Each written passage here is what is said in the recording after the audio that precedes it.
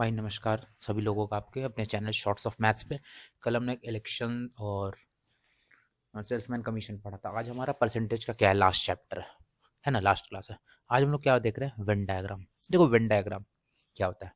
मान लो कि ये किसी क्लास का सेट है। ये जो है ना रेक्टेंगल, ये पूरा एक सेट होता है या यूनिवर्स इसको बोलते हैं। मान लो ये कोई क्लास है, ठीक है, जिसमें टोटल 100 स्टूडेंट्स हैं। कोई एग्जाम हुआ, ठीक है, एग्जाम हुआ दो चीज़ों का, मैथ्स का और इंग्लिश का। ए बच्चे वो हैं इस सेट में जो कि मैथ्स में पास किए हैं। ये वो है डब्बा जिसमें सिर्फ इंग्लिश के बच्चे पास किए, ठीक है। ये देखो, ये ए, ये बी और ये सी। ये ए क्या है, जो सिर्फ only students who passed in maths. A क्या है, जो बच्चे सिर्फ मैथ्स में पास किए। बी क्या है, जो सिर्फ इंग्लिश में पास किए। अब ऐसा तो नहीं होगा कि सिर्फ कुछ इंग्लिश में पास करेंगे कुछ मैथ्स में। कुछ ऐसे हैं जो मैथ्स में भी पास किए और इंग्लिश में भी पास किए, है कि नहीं। मान लो तुमसे कोई ये पूछे कि ये बताओ कि इस क्लास में वैसे कितने बच्चे हैं जो कम से कम एक सब्जेक्ट में पास किए। कम से कम एक, दो में भी कम से कम एक का मतलब क्या हुआ, एक में तो करें ही करें, दो में भी कर सकते हैं। तो वैसे कितने बच्चे होंगे जो एटलीस्ट वन सब्जेक्ट में पास किए हो। तो ये ए प्लस बी है कि नहीं, A plus B, A union B जिसको बोलते हैं। एटलीस्ट वन, कम से कम एक में क्या हो, पास किए हो। तो इसको तुम क्या लिखोगे, ए प्लस बी।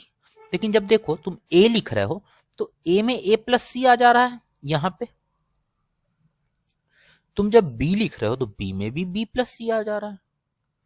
तो तुम देख रहे हो सी क्या आ रहा है, दो बार आ जा रहा है। इसका मतलब इस सी को दो बार हटाने के लिए एक बार माइनस सी करना पड़ेगा।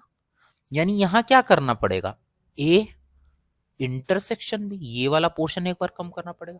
तो एटलीस्ट वन का मतलब क्या हुआ कि ए जितना पास किया मैथ में और इंग्लिश में जितना पास किया, और जो दोनों में पास किया हो, इसको इंटरसेक्शन बोलते हैं।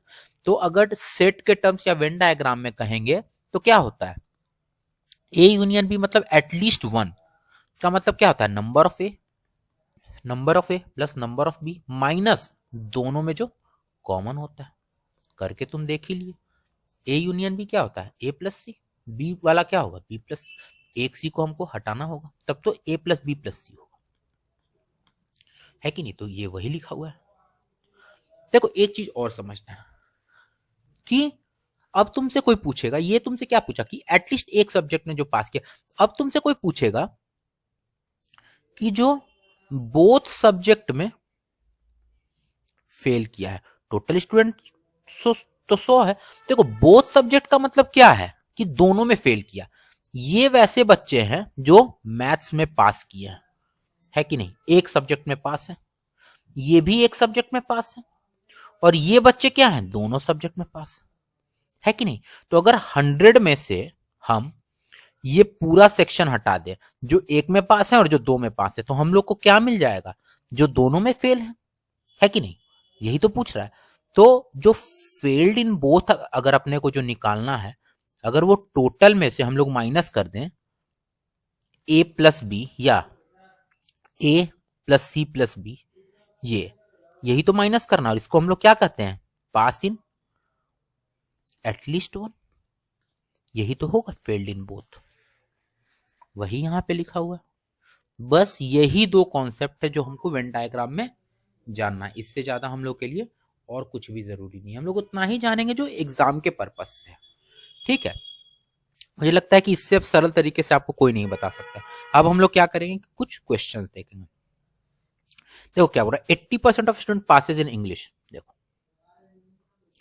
ये एक सेट हो गया, ये इंग्लिश हो गया, ये मैथ्स हो गया। क्या बोल रहा है, 80% of student passes in English while 85% of student passes in math and 73% passes in both subject. यानी ये वाला जो एरिया है ये क्या है, ये 73% है, जो दोनों में पास किया। 85% पास इन मैथ, तो ये पूरा मैथ्स का एरिया है आपका, ये पूरा, ये 73 है तो ये 12 हो जाएगा, तब तो 73 प्लस 12 85। और इंग्लिश में कितना पास किया 80, तो ये 73 है, ये इंग्लिश का सेट है ये वाला, ये 73 है तो ये 7% है कि नहीं। Then what percent of candidate failed in both, ये देखो ये 7, ये 73, ये 12। तो अभी हम लोग क्या पढ़े थे, फेल्ड इन बोथ क्या होता है, जो 100 माइनस एटलीस्ट 1 में पास, एटलीस्ट 1 पास क्या है, ये टोटल 73 7 80 और 12 92, यानी 100 में से 92 क्या कितना आया 8%। देख रहे हो आप कितना इजीली बन रहा है कि नहीं। अब देखो क्या बोल रहा है, 75% candidate passed in English, English और ये क्या है मैथ्स। 75% इंग्लिश में, यानी इंग्लिश में 75% पास हुआ है, एंड 60% पास्ड इन मैथ, और 60% मैथ में पास हुआ। ठीक है, अब क्या बोल रहा है कि 25% of student failed in both subject and 240। देखो यहां कुछ पास का दिया हुआ है और फेल्ड इन बोथ, मतलब ये जो चीज है वो पास का नहीं दिया, ये फेल का दिया हुआ है, वो तो एक साथ नहीं चल सकता है कि नहीं। अब हम लोग को क्या पता है कि फेल्ड इन बोथ क्या होता है, ये बताओ। फेल्ड इन बोथ क्या होता है, 100 माइनस एटलीस्ट 1 पास, है कि नहीं। फेल्ड इन बोथ हमको पता है 25 बराबर 100 माइनस एटलीस्ट 1, यहां से एटलीस्ट 1 हमारा क्या आ गया 75। एटलीस्ट 1 ये क्या होता है, ये टोटल होता है, ये ए, ये बी, ये सी, यही तो होता है हमारा, है कि नहीं, यही होता है। अब देखो तो एटलीस्ट 1 क्या होता है, A plus B plus C, यानी N A plus N B minus N A intersection B, है कि नहीं, यही एटलीस्ट 1 है। ये 75, एन ए पता है 75, बी 60, ये इंटरसेक्शन वाला बी बराबर 75, यानी बी का वैल्यू क्या आ गया आपका 60, यानी ये बी, इसको हम लोग क्या मान के चल रहे हैं, जो दोनों पास किया है, यही तो बी है। बी क्या है, जो पास इन बोथ है, जो निकाल लिए हम लोग 60। इस 60 का वैल्यू क्वेश्चन में क्या दिया हुआ है 240, आपको एक का वैल्यू 40, तो calculate the number of student, एक का वैल्यू आपका कितना आ गया, सॉरी 4, तो 100 का वैल्यू कितना आपका आ जाएगा 400। वैसे ही अब देखो अब क्या बोल रहा है आपको, in an exam 73% of the candidate passed in quants, 70% in GA and 64% passed in both. अच्छा क्या बोल रहा है, क्वांट्स और जीए। सबसे पहले कोशिश करना है बीच वाला निकालने का, बीच वाला 64 है, क्वांट्स में कितना पास किया 73, तो ये 64 है, 9 और हो जाएगा, तो ये दोनों मिला के 73 हो गया आपका क्वांट्स का। सिमिलरली जीए में कितना पास किया है 70%, तो ये 64 है, तो ये 6, ये दोनों मिला के आपका जीए का 70 हो गया। सब कितना हो गया 64 6 70 और 9, 79% एटलीस्ट 1 में पास किया।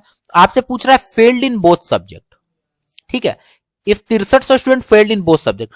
अब तुम देखो कि जब 79% एटलीस्ट 1 में पास है, तो बोथ में फेल का परसेंटेज क्या है 100 माइनस 79, यानी 21%। इसका वैल्यू आपको 6300 दिया हुआ है, एक का वैल्यू 300। आपसे पूछ कितना रहा है total number of examinee 100 into 300, 30,000। अब बताइए आप कोई दिक्कत हुआ, और एकदम ऐसा ही क्वेश्चन आता है बैंक में भी एसएससी में, आप उठा के देख लेना, बस बेसिक आपको ये कॉन्सेप्ट समझ में आना चाहिए। नहीं समझ में आया आप एक बार और इसको देखिएगा वीडियो रिवाइंड करके, इससे अच्छे तरीके से आपको कोई नहीं समझा पाएगा, मुझे लग रहा है ऐसा। अब हम लोग कुछ मिसलेनियस क्वेश्चन देखेंगे, देखो क्या बोल रहा है। Fresh fruit contain 68% of water and dry fruit contain 20% of water. देखो फ्रेश फ्रूट हो या ड्राई फ्रूट हो, इन दोनों में अंतर क्या होता है, वाटर के रेशियो का, है कि नहीं। फ्रेश फ्रूट में क्या होता है ना, आपका वाटर कंटेंट ज्यादा रहेगा। पहली बात है, देखो फ्रूट में क्या होता है, वाटर रहता है और पल्प, जो हिस्सा हम लोग खाते हैं उसको पल्प बोलते हैं, पानी और पल्प होता है, ठीक है। तो फ्रेश फ्रूट में क्या है, अगर 68% वाटर है तो 32% ये पल्प होगा खाने का हिस्सा, और ड्राई फ्रूट क्या है, 20% पानी है तो 80% पल्प होता है। अब तुम एक बात बताओ कि अगर तुम दोनों से पानी निकाल दोगे तो जो ये पल्प है ये परसेंटेज में है, जो पल्प का एक्चुअल वैल्यू होगा वो तो सेम होगा ना। एक कोई भी फल है मान लो, ठीक है, ये फल है कोई भी, अगर इसमें से तुम पानी का हिस्सा निकालो, ये मान लो अभी फ्रेश है, इसमें ज्यादा पानी का हिस्सा रहेगा, पूरा पानी निकाल लोगे तो खाने का हिस्सा तो सेम रहेगा ना, चाहे वो फ्रेश फ्रूट या ड्राई फ्रूट। पल्प हमेशा सेम रहता है इसका क्वांटिटी। तो हम लोग यहां से कह सकते हैं कि जो 32% ऑफ फ्रेश फ्रूट होगा, जो कि पल्प है फ्रेश फ्रूट का, वो बराबर होगा क्या, 80% ऑफ ड्राई फ्रूट के, क्योंकि ड्राई फ्रूट में क्या है 20% पानी, इसको सुखा दो तो पल्प बचेगा, फ्रेश फ्रूट में 68% पानी, इसको सुखा दो तो पल्प बचेगा, यानी 32% ऑफ फ्रेश फ्रूट बराबर 80% ऑफ ड्राई फ्रूट हम लोग लिख सकते हैं। तो यहां से क्या होगा, 32 into fresh fruit, 80 into dry fruit, यानी फ्रेश अपॉन ड्राई कितना हो जाएगा, 80/32, 10/4, और छोटा करेंगे तो 5/2 हो गया। अब क्या बोल रहा है कि how much dry fruit can be obtain from 100 kg of fresh fruit, यानी फ्रेश फ्रूट जब 100 है तो ड्राई फ्रूट कितना रहेगा, यानी इस 5 का वैल्यू तुमको 100 दे रखा है, इंटू 20, यानी इस 2 का वैल्यू कितना हो गया, 40। मैं मिसलिनियस इसलिए करा रहा हूं कि ऐसे क्वेश्चन ये हैं जो कि आप एक बार करे होने चाहिए तब जाके एग्जाम में बनेंगे, ठीक है। अब देखो क्या, in a party only couples are allowed, 44 4/9%, ये क्या होता है, 4/9 होता है, हमने पढ़ा है। Of invited people are vegetarian, ठीक है, and 60% of the males are, देखो पहले तो एक पार्टी है, ये 2 तरीके के लोग, मेल और फीमेल, ठीक है। फिर इसी पार्टी में एक और बाइफर्केशन करेंगे तो क्या हो जाएगा, कुछ वेजिटेरियन कुछ नॉन वेजिटेरियन। ये क्या बोल रहा है, 4/9, यानी 9 का रेशियो है नीचे, तो हम कह रहे हैं कि पार्टी में 900 लोगों को मान लो। अब क्या बोल रहा है, only couples are allowed, couples का मतलब क्या, मेल फीमेल बराबर होगा, यानी 450 मेल होगा 450 फीमेल।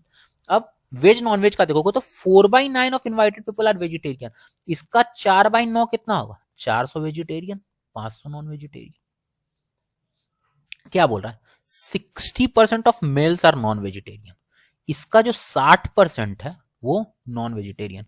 60% क्या होता है, 3/5, यानी 270 क्या है, नॉन वेजिटेरियन। तो वेजिटेरियन कितना होगा, 180। Then find the number of fathers if 20% of male members have children, ठीक है। तो क्या बोल रहा है कि आपको टोटल नंबर ऑफ फादर बताना है if 20% of male member have children.